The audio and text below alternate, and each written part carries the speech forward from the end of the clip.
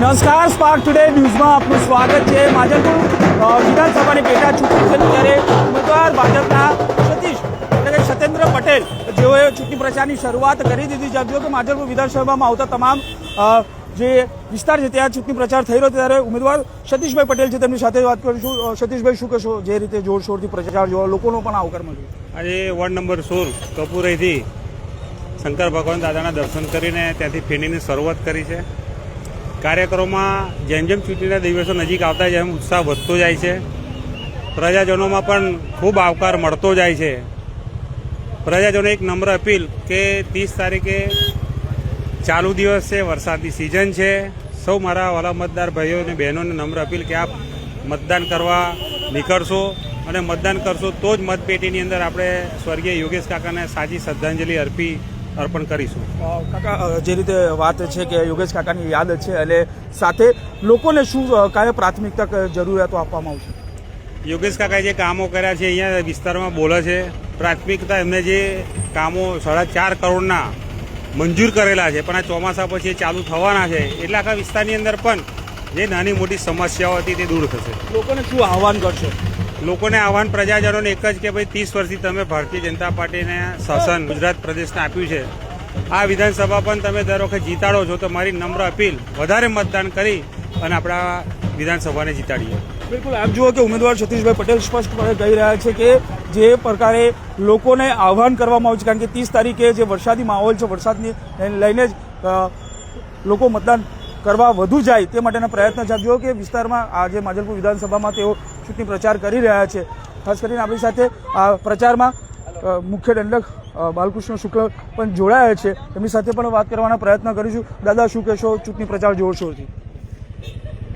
વડોદરા શહેરમાં જ્યારથી માંજલપુર વિધાનસભા અસ્તિત્વમાં આવી ત્યારથી જ અમારા ગુજરાતના સિનિયર મોસ્ટ ધારાસભ્ય જેઓ સતત 8 ટર્મથી અજેય હતા એમના અકાળે નિધનના કારણે સ્વર્ગસ્થ શ્રી યોગેશભાઈ પટેલની સીટ પરથી જ્યારે પાર્ટી દ્વારા ભારતીય જનતા પાર્ટીના વડોદરા શહેર જિલ્લાના ખૂબ જ સિનિયર મોસ્ટ નેતા સંગઠનની તમામ જવાબદારી જેમને નિભાવી છે અને કોર્પોરેટર તરીકે પણ સરસ સેવા આપેલી છે અને સ્ટેન્ડિંગ કમિટીના ચેરમેન તરીકે પણ જ્યારે સેવા આપેલી છે એવા સતીશભાઈને જ્યારે પાર્ટી આ જવાબદારી સોંપી છે ત્યારે કાર્યકર્તાઓમાં ખૂબ જ ઉત્સાહ છે અને નાગરિકો પણ જે પ્રકારે તેમને આવકારી આપ જોઈ રહ્યા છો આ મને એવું લાગે છે કે યોગેશભાઈ પટેલ પરના પ્રેમના કારણે અને ભારતીય જનતા પાર્ટીના અહીં થયેલા કામોના કારણે આ લોકોમાં ઉત્સાહ છે। ત્યારે આપના માધ્યમથી માંજલપુર વિધાનસભાના તમામ નાગરિકોનો ખૂબ આભાર માનું છું અને સાથે સાથે એમને વિનંતી કરું છું કે આગામી 30 તારીખે જ્યારે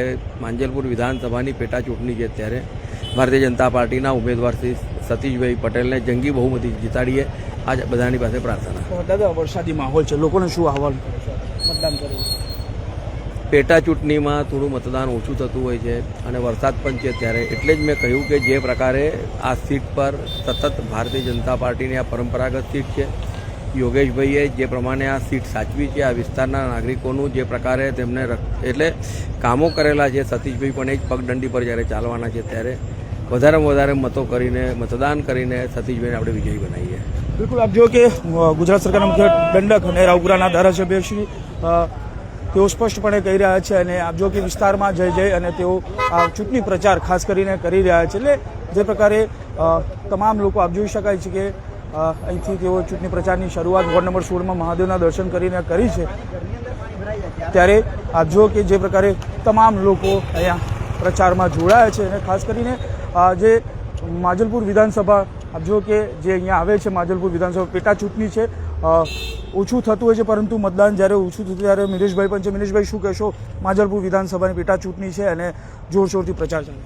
સ્વર્ગસ્થ યોગેશ કાકાના દુઃખદ અવસાન બાદ પેટા ચૂંટણીના આગમનમાં તમે જોઈ શકો છો કે વોર્ડ નંબર 16માં આજે ઉમેદવાર અને વિધાનસભાના મુખ્ય દંડક ભાલુભાઈ શુક્લાની આગેવાનીમાં આજે રેલીનું આયોજન કરવામાં આવેલું અને ઘર ઘર સંપર્કનું આયોજન કરવામાં આવેલું લોકોનો જે સુંદર પ્રતિસાદ મળી રહ્યો છે એ જોતાં વિધાનસભાની સીટ તો અમે જીતવાના જ છે, પણ સાચા અર્થમાં સ્વર્ગસ્થ યોગેશભાઈ કાકાને શ્રદ્ધાંજલિ આપવાની તો વધારે મતદાન થઈ અને વધારે મતદાન પબ્લિક કરે. 30મી તારીખે ચાલુ દિવસ હોવાથી લોકોને અમે અપીલ કરીએ છીએ કે પોતે સવારની પણ મતદાન કરી યોગેશ કાકાને સાચી શ્રદ્ધાંજલિ આપે.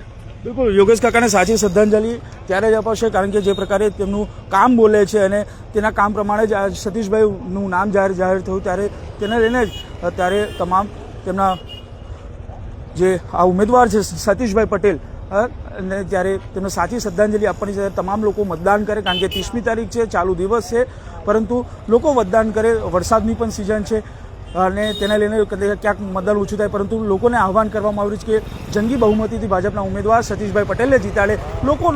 લોકો તેમને આવકારી રહ્યા છે અને જ્યાં પણ પ્રચારમાં જઈ રહ્યા છે ત્યાં તેઓનો સારો પ્રતિસાદ તેઓને મળી રહ્યો છે. કેમેરામેન નિહાની સાથે Surat Solanki, spark today news, Vadodara.